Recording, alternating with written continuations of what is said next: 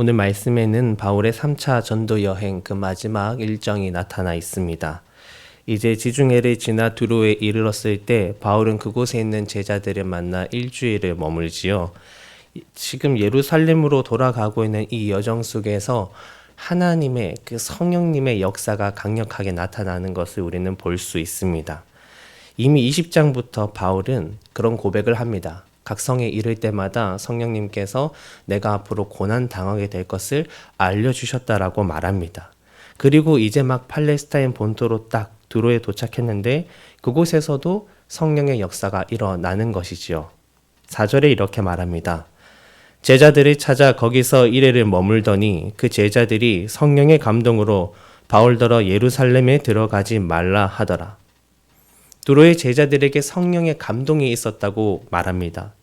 그들이 성령의 감동으로 알게 된 것은 어디까지인지 조금씩 그 해석의 차이가 있지만 분명한 것은 그들이 바울이 지금 예루살렘으로 돌아가면 반드시 고난 당할 것이다.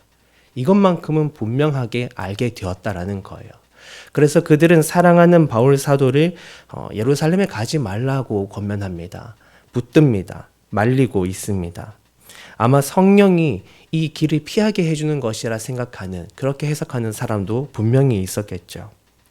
그러나 바울은 그런 성도들의 만류에도 불구하고 예루살렘으로의 여정을 이어갔습니다. 그러니까 이제 그를 파송하는 남녀노소 형제 자매들이 다 바닷가로 나와서 그를 파송하기 위해 그 자리에 앉아 함께 기도하는 모습이 나타나죠. 얼마나 뜨겁게 기도했을까요? 이미 이전에 에베소의 장로들을 만날 때에도 그들과 다시 얼굴을 보지 못할 것이라 말했던 바울입니다. 아마 여기서도 마찬가지였겠죠. 그들은 바울을 다시 보지 못함을 염려하면서도 또 바울을 위해서 기도하는 그런 뜨거운 기도를 함께 나누었을 것입니다. 그리고 가이사랴에 이르렀습니다. 그곳에도 예언하는 사람이 있었지요. 근데 그 처녀도 예언하기를 바울이 예루살렘에서 잡히게 될 것이라고 예언을 하네요. 그러자 사람들의 반응이 이렇습니다. 12절입니다. 우리가 그 말을 듣고 그곳 사람들과 더불어 바울에게 예루살렘으로 올라가지 말라 권하니. 여기서 말하는 우리는 누구일까요? 사도행전을 쓴 저자가 이제 누가이죠. 바울과 함께 사역에 동행했던 누가와 같은 아주 가까운 사람들이 여기 우리에 해당합니다.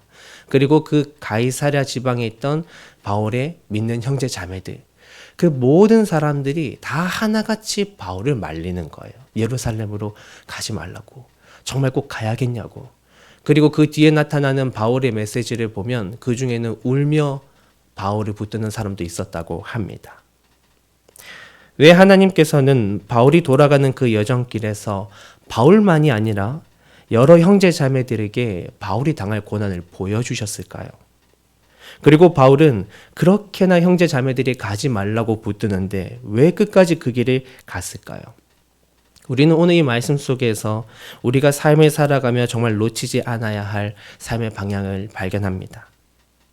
바울은 이미 성령 하나님으로부터 자신의 사명이 무엇인지 훈련받았습니다. 알고 있었어요.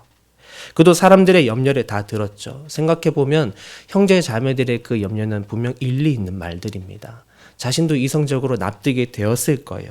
그러나 딱 하나, 내가 지금 예수님을 위해서 꼭 해야 할 일이 있다면 그것이 무엇일까? 그것을 생각해 보니 성령 하나님께서 이전부터 자신에게 주었던 길을 걸어가는 것이 지금 자기가 해야 할 가장 예수님을 위한 길이라는 것을 그는 알고 있었습니다. 그래서 13절에 우리말 성경으로 하면 이렇게 말합니다. 왜 여러분은 울면서 내 마음을 아프게 합니까? 나는 주 예수의 이름을 위해 예루살렘에서 붙잡힐 것은 물론 죽을 각오도 돼 있습니다. 그의 신앙, 그의 입술의 고백과 행동은 일치했습니다. 내가 사는 것이 그리스도니 곧 내가 죽는 것도 유익함이라 고백했던 바울입니다. 그는 예수님을 위해서라면 지금 이 길을 걸어가는 것이 자신의 길이라고 생각했어요. 우리는 세상을 살아가면서 하나님의 역사를 마주합니다. 그러나 때로 우리는 그 하나님의 역사가 내가 삶에서 평온해지고 또 내가 이 땅에서 유익을 얻는 쪽으로 더 나타나기를 바랄 수 있죠. 누구나 그럴 수 있습니다. 그러나 오늘 우리가 이 바울의 삶의 모습을 보며 우리가 어떤 삶의 형편에 있든지 그것이 부할 때에나 아니면 가난할 때에나 우리가 주님 안에서 모든 것을 할 수 있다 고백한 바울과 같이 살기를 소망합니다. 생각해 보면 그렇습니다. 시시각각 우리가 살아가다 보면 내가 원하는 삶의 모습이 떠오르고 그대로 주님이 뒤에서 막 밀어만 주셨으면 얼마나 좋겠습니까? 그렇지만 다시 생각해 보면 그것은 내가 사는 것이 그리스도인 그런 삶은 아닌 것 같아요. 내가 가는 이 길이 예수님께서 부르시는 그 길이 맞는가? 내가 서 있는 이 장소, 내가 하는 말과 행동이 정말 예수님이 찾으시는 그곳이 맞는가?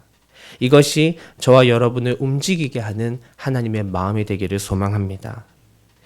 그럼 성도들에게는 왜 그렇게 바울의 앞날을 보여주셨을까요?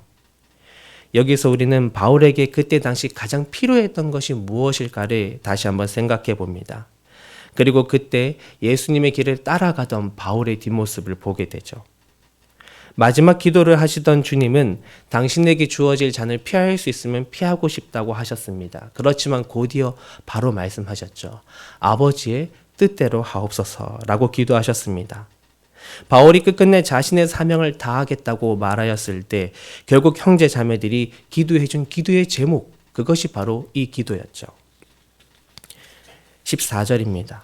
그가 권함을 받지 아니하므로 우리가 주의 뜻대로 이루어지이다 하고 그쳤노라. 바울도 사람인데 두려웠을 거예요. 피하고 싶었을 것입니다. 그런 바울에게 주님이 마지막 날 제자들에게 함께 기도하자고 하셨던 것처럼 그 두려운 바울에게 가장 필요한 것은 형제 자매들의 하나 된 기도였습니다. 두로에서 떠날 때에도 떠나는 바울을 보며 주의 뜻대로 이루어지길 기도해 주었겠죠. 여기 가이사랴의 그 제자들도 주의 뜻대로 이루어지기를 기도해 주었습니다. 그렇게 기도해 주는 성도들을 바라보며 바울은 자신이 예수님의 길을 따라가며 더 힘과 용기를 얻었을 것입니다. 이 복잡한 세상 속에서 예수님의 말씀에 따라가려는 저와 여러분에게 세상은 그리 친절하지 않을 것입니다. 정말 말씀을 더 온전히 따라가려고 하면 할수록 더 그럴 것입니다. 불편한 것도 생기고 때로는 심적으로 어려운 일도 생기겠죠. 그렇지만 그럴 때마다 내가 생각하는 것보다 예수님이 바라시는 것, 주의 뜻대로 이루어지기를 기도할 수 있는 용기가 저와 여러분에게 있기를 간절히 바랍니다. 그리고 우리가 서로 함께 그렇게 기도해주며 동력하기를 간절히 바랍니다. 오늘 말씀에서처럼 바닷가에서든 어디에서든 서로를 위해 기도하고 굳건하게 붙들어 줄 때 여기 있는 우리 모두가 각기 주어진 사명을 찾아내고 그 길을 잘 걸어갈 수 있기를 주의 이름으로 축복합니다.